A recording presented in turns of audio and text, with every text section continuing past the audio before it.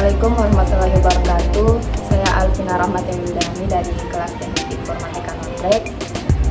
Hari ini saya akan menjelaskan CPU dan komponen-komponennya. Nah, CPU ini merupakan otak dari komputer. Fungsinya untuk mengolah semua perintah yang dilakukan pengguna oleh komputer. Nah, bagian yang pertama yang akan saya jelaskan yaitu motherboard seperti ini. Nah, motherboard itu merupakan sebuah komponen utama yang berbentuk papan sirkuit, di mana semua komponennya akan terhubung. Nah, bisa dibilang bahwa motherboard ini merupakan pusat dari semua komponen yang terhubung agar komputer dapat berfungsi dengan semestinya. Kemudian tujuan utama dari motherboard ini untuk memindahkan daya dan menyediakan tempat di mana semua komponen dapat berkomunikasi satu sama lain. Nah, untuk fungsinya yang pertama itu mentransfer data ke semua komponen komputer. Kemudian yang kedua itu menghubungkan komputer seperti CPU, RAM, dan komponen lainnya. Kemudian mengirimkan traffic data untuk semua bagian komputer. Ciri-ciri kerusakan pada motherboard itu yang pertama, komputer akan mengalami freeze, kemudian komputer akan mengalami blue screen, kemudian kinerja dari komputer itu akan lambat. Nah, jika motherboard itu sudah terlalu usang, maka komputer tentunya performanya akan semakin menurun. Kemudian ciri selanjutnya itu bau sesuatu yang terbakar. Nah, jika kita mencium bau terbakar keluar dari PC, segera mematikan perangkat kemudian mengecek motherboard, karena bisa jadi itu tanda bahwa motherboard mengalami overheat. Kemudian ada perangkat keras yang tidak terdeteksi. Kemudian yang terakhir, ciri-cirinya itu aplikasi tidak berfungsi dengan baik. Jadi jika aplikasi berjalan di PC mulai tidak berfungsi, bisa jadi itu merupakan tanda dari kerusakan pada motherboard. Nah, kemudian untuk selanjutnya yang akan saya jelaskan,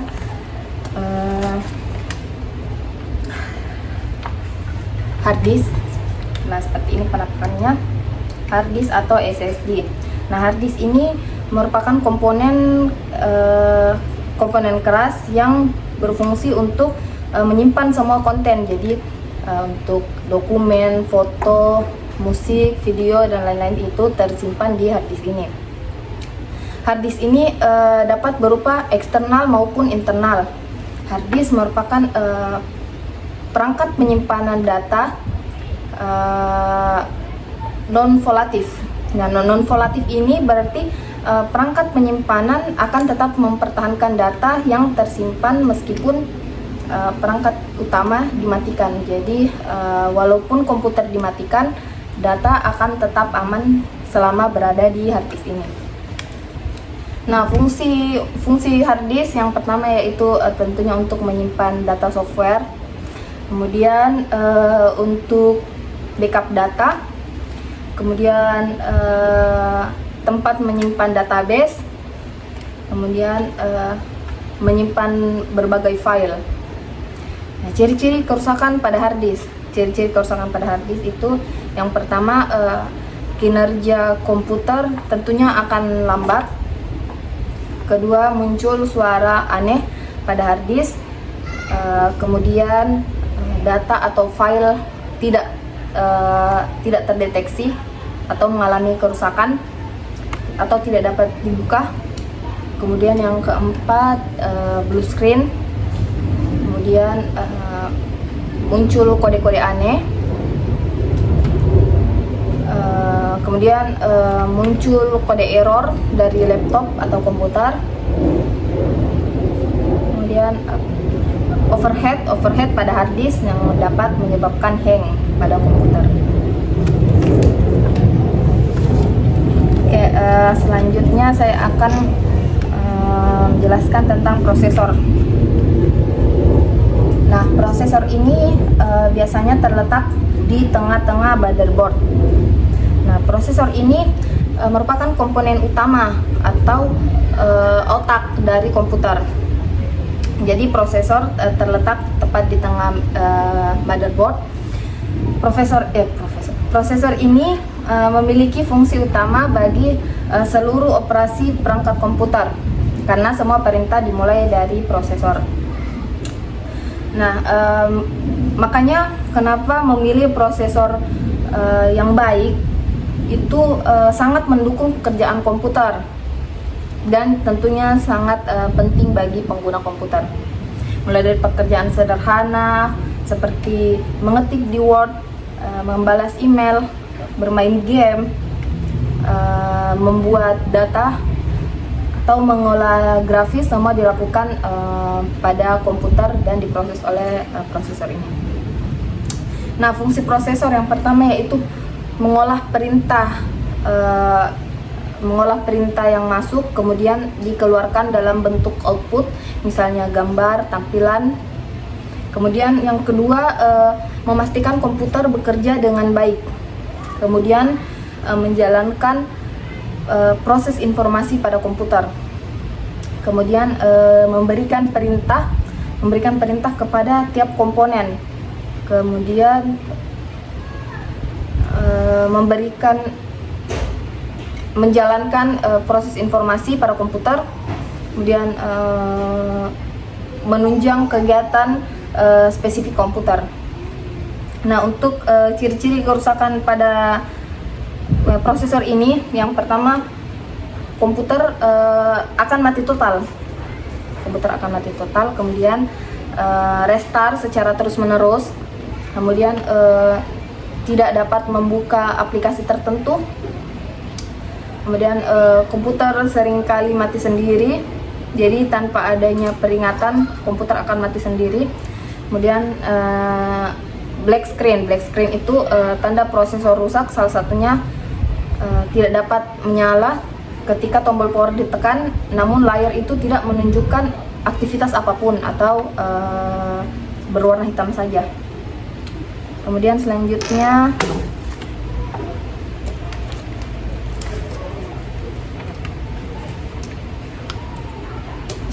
memori seperti ini. Nah, memori komputer ini merupakan perangkat keras atau hardware yang digunakan untuk menyimpan data berupa informasi atau instruksi yang bersifat sementara maupun permanen. Nah, memori ini berada di dalam CPU. Kemudian memori menjadi komponen penting untuk mengoperasikan perangkat komputer. Setiap data dan program yang diproses oleh prosesor semuanya akan disimpan pada memori ini. Jadi diproses oleh prosesor, kemudian disimpan oleh memori. Nah, data yang bersifat sementara akan hilang secara otomatis jika perangkat dimatikan. Sedangkan data yang bersifat permanen akan tetap ada sekalipun aliran listrik dimatikan. Nah, kemudian apabila memori ini rusak, yang pertama yang akan terjadi pada komputer yaitu komputer menjadi lambat. Jadi untuk cara mengatasinya, mengecek apakah RAM atau memori ini sudah terpasang dengan baik atau tidak. Jika sudah benar dan masalah belum teratasi, maka disarankan untuk segera mengganti memori atau RAM. Kemudian yang kedua, sistem operasi tidak berjalan dengan baik. Jadi apabila RAM atau memori mengalami kerusakan, maka sistem operasi pastinya tidak akan berjalan dengan baik atau tersedat-sedat. Nah, dan beberapa fitur ada yang tidak bisa berjalan sebagaimana mestinya. Kemudian komputer mengalami restart sendiri. Kemudian blue screen. Jadi biasanya kondisi blue screen ini bisa terjadi karena dua hal umum. Yang pertama, kerusakan pada memori, kemudian yang kedua, kerusakan pada hard disk. Nah, yang kelima, aplikasi sering tidak bisa dijalankan. kemudian layar komputer gelap dan tidak bisa menampilkan display apa-apa. Nah, selanjutnya power supply. Jadi power supply. Nah, power supply ini merupakan perangkat lunak atau hardware yang berperan dalam menyuplai tegangan pada setiap komponen komputer yang membutuhkan aliran arus listrik. Nah, selain itu power supply juga dapat merubah arus bolak-balik atau AC menjadi arus searah atau DC. Nah, jadi power supply ini merubah arus dari sumber listrik yang biasanya merupakan arus bolak-balik atau AC, kemudian merubah ke arus searah atau DC yang akan diteruskan ke hardware komponen lainnya. Jadi komponen rata-rata komponen dari PC ini dia menggunakan aliran listrik searah atau aliran listrik DC. Nah, secara umum power supply ini ada dua jenis. Yang pertama power supply AT. Nah, power supply AT ini merupakan jenis power supply yang bisa dikatakan sudah lama dan saat ini sudah jarang ditemui. Nah, power supply AT memiliki 12 pin yang berfungsi sebagai media untuk menghubungkan power supply dengan mainboard tadi. Kemudian yang kedua ada power supply ATX. Power supply ATX ini merupakan power supply yang memiliki 20 dan atau 24 pin. Jadi fungsinya sama seperti power supply AT tadi, yaitu sebagai media untuk menghubungkan power supply dengan mainboard. Nah, untuk jenis ATX power yang lama itu dia menggunakan 20 pin. Sedangkan untuk power supply yang paling terbaru saat ini itu dia menggunakan 24 pin. Nah, apa yang terjadi jika power supply ini mengalami kerusakan? Yang pertama, tentunya komputer tidak bisa digunakan karena power supply ini yang menyuplai tegangan. Jadi apabila power supply rusak, tentunya tegangan tidak akan masuk ke dalam CPU ini. Nah, kemudian yang kedua, biasanya lampu indikatornya tidak menyala atau off. Kemudian komputer tiba-tiba mati tanpa ada peringatan. Kemudian penyebab kerusakan pada power supply. Penyebabnya yang pertama itu tentunya umur, karena semakin sering digunakan performa power supply tentunya akan semakin menurun. Kemudian yang kedua karena gangguan listrik. Nah, adanya lonjakan listrik yang berlebihan sehingga mengakibatkan kerusakan pada power supply. Kemudian yang ketiga itu overhead pada power supply. Kemudian power supply berdebu atau kotor. Jadi apabila power supply ini berdebu atau kotor, itu bisa menyebabkan masalah pada CPU. Nah, itu tadi penjelasan dari saya mengenai 5 komponen penting CPU, yaitu